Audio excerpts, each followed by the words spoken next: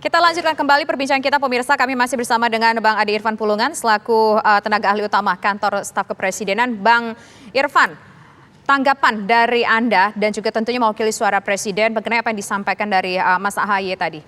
Bahwa ya setidaknya mengucapkan terima kasih lah karena proyek ini merupakan proyek warisan dalam tanda kutip begitu. Ya, sebenarnya tadi yang disampaikan oleh Kang Herman di awal ya, pemerintahan ini berkesinambungan. Kita juga meminta tanggapan atau komentar dari Pak Mas AHY ya, ketika dia menyebutkan pemerintahan hari ini menggunting kita saja. Nah, pada saat pemerintahan SBY, yang mana saja dia menggunting kita, kan begitu. Jadi kan biar ada kesinambungan yang jelas itu. Saya sepakat tadi yang dikatakan Mas Herman itu. Artinya pemerintahan ini adalah berkelanjutan dari satu pemerintahan, dari satu presiden ke presiden yang lainnya. Nah, yang kedua, tentu datanya harus fair dan berkeadilan yang disampaikan oleh Mas AHY. Mana misalnya yang diklaim itu menjadi pekerjaan yang hanya menggunting kita oleh Pak Jokowi, dan mana pekerjaan yang mangkrak yang dilakukan oleh Pak SBY di masanya itu.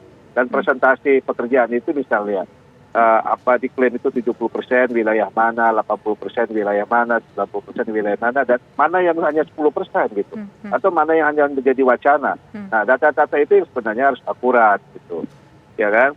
Kalau kita mau banding-bandingkan, ini kayak seperti lagunya Farel ya.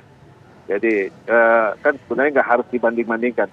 Kita sebenarnya harus menyatakan bahwa pembangunan infrastruktur di segala aspek, di segala bidang untuk pemerintah ini adalah untuk tujuannya adalah untuk membangun Republik Indonesia, dan itu juga untuk kesejahteraan rakyat Indonesia, bukan untuk kepentingan kelompok atau golongan tertentu, bahkan partai tertentu. Tidak harus berpikir seperti itu gitu. Kalau kita membandingkan data-data yang ada, saya pikir nanti malah tidak elok lah gitu. Sebesar apa misalnya apa yang sudah dikerjakan oleh di masa Pak SBY, dan sebesar apa yang sampai saat ini, yang sekarang pemerintahan Pak Jokowi 8 tahun ya, 8 tahun ya, baru 8 tahun. Nah, 10 tahun pemerintahan Pak SBY itu sudah sejauh mana gitu. Oke. Bang. Nah, itu kan tidak elok nanti kita membanding-bandingkan seperti itu. Oke, baik Bang, begini, tadi kalau saya melihat cuplikan yang disampaikan oleh Mas AHY dan juga disampaikan oleh Kang Herman tadi, ya disebutkanlah ada beberapa proyek, misalkan proyek Jati Gede, kemudian juga Bandara Kertajati, kemudian juga ada proyek mengenai beras yang untuk masyarakat miskin begitu kan. Ada satu statement yang cukup menggelitik kita semua, kenapa tidak pernah mengucapkan terima kasih seperti yang pernah disampaikan oleh Pak SBY ketika meresmikan suatu proyek yang merupakan proyek warisan pada saat itu di zamannya Ibu Megawati. Itu mungkin yang menjadi pertanyaan, bagaimana Abang menanggapi soal ini, soal kata-kata terima kasih tadi untuk beberapa proyek yang memang adalah proyek yang dilanjutkan dari zaman Pak SBY? Ya itu tadi saya bilang, saya katakan seharusnya datanya harus lengkap, harus jelas. Diklaim misalnya 70%, 80%, 90%, bahkan 99% tinggalan yang penting kita harus dijelaskan. Dan yang baru dilaksanakan 10% harus juga disampaikan. Jadi harus ada keseimbangan, ya kan? Ini dalam catatan kami misalnya bandara, ya bandara ada 7 bandara yang dimulai sebelum 2014, dilanjutkan kepimpinannya oleh Pak Jokowi. Nah, itu presentasinya kan harus jelas ya. Dan kenapa misalnya mangkrak gitu, ya kan? Seperti Hambalang, kalau Hambalang itu kita nggak usah cerita lah, atau monorail gitu ya, kita nggak usah cerita gitu. Itu sangat negatif gitu di masa pemerintahan Pak SBY.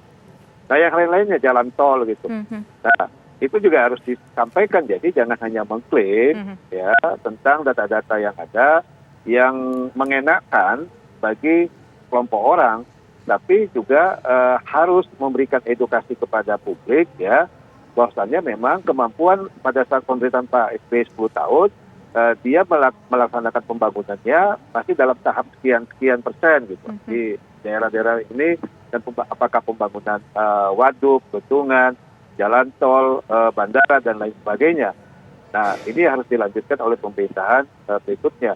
Nah, kelanjutan itu kan pasti ada proses juga. Apakah misalnya proses komunikasi di DPR atau kementerian yang terkait. Nah, itu kan harus. Nah, artinya eksekusi yang pembangunan program-program infrastruktur itu dilakukan oleh Pak Jokowi, kita memang melanjutkan pemerintahan sebelumnya. Oke, baik. Nah, terakhir saya ingin ke Kang Herman. dianggap data yang disampaikan nggak jelas, proyek-proyek mana aja. Mungkin tadi Bandara Kertajati saja yang disampaikan nggak cukup. Mungkin butuh proyek-proyek lain lagi juga yang harus disebutkan, Bang, untuk memperkuat statement dari Mas Ahaye tadi. Di pertanyaan nih kan, nih Bang, datanya. Ya, saya kira banyak ya. Mas Ivan Pulungan itu kan dulu satu kloter sama kami gitu. Jadi sebetulnya tahu gitu. Ya, pada waktu di periode kedua Pak SBY kan bersama-sama, pasti tahulah gitu. Nah, kalau disebutkan ya banyak sekali karena ya itu tadi yang terpenting bahwa dalam pola pembangunan itu memang kita harus melihat logika pembangunannya itu sendiri bahwa tidak akan terlepas dari sistem perencanaan, pembebasan lahan, kemudian implementasi, bahkan kalau melihat pertumbuhan-pertumbuhan baru yang saat ini terkoneksi misalkan oleh jalan tol Sumatera. Memang dulu belum dibangun jalan tol Sumateranya, tetapi memang sudah ada pembebasan lahan di sebagian. Kemudian itu sudah masuk dalam konsep MP3II sebagai koridor-koridor pertumbuhan di Sumatera. Ada koridor pertumbuhan di Sulawesi, koridor pertumbuhan ekonomi di Kalimantan. Dan ini yang kemudian dikonsepkan di eranya Pak SBY, dibangun sebagian dan kemudian dilanjutkan oleh pemerintah selanjutnya. Dan dulu memang pembangunan infrastruktur memang ya tidak seperti sekarang, jor-joran semuanya.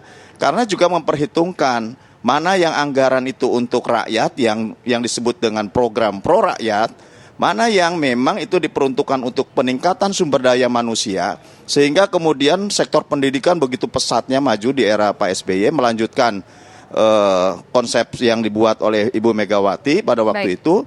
Dan kemudian pada sisi lain juga dialokasikan untuk infrastruktur dasar.